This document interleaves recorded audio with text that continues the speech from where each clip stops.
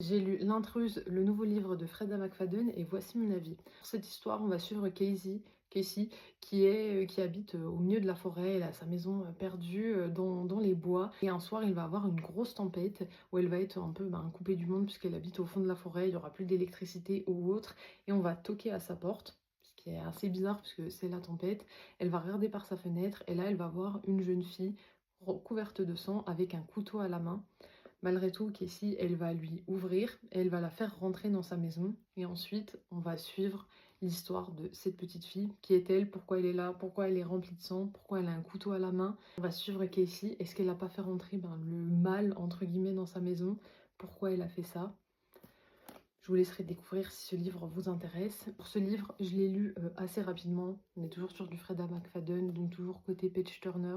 On a vraiment envie de savoir ce qui va se passer. Là encore plus, parce qu'on a un élément vraiment perturbateur qui entre dans la maison coupée du monde. Donc on a vraiment envie de savoir ce qui va se passer. Est-ce qu'elle veut du mal à Casey? Est-ce qu'elle va pas la tuer? Et pour ce livre, on va suivre des alternances entre Casey et Eleanor. Eleanor, c'est des chapitres qui sont dans le passé, et Casey, c'est les chapitres actuels où elle est avec cette petite fille dans sa maison. J'ai trouvé le livre plutôt pas mal, puisque voilà, chapitre très court, donc où on alterne entre le passé, le présent, très allaitant. On a vraiment envie de savoir ce qui va se passer, puisqu'on sait que Casey, malgré tout, elle est quand même en danger avec cette personne armée, même si c'est une jeune fille. Il y a un gros mais... c'est que j'ai vu le plot twist arriver très très rapidement.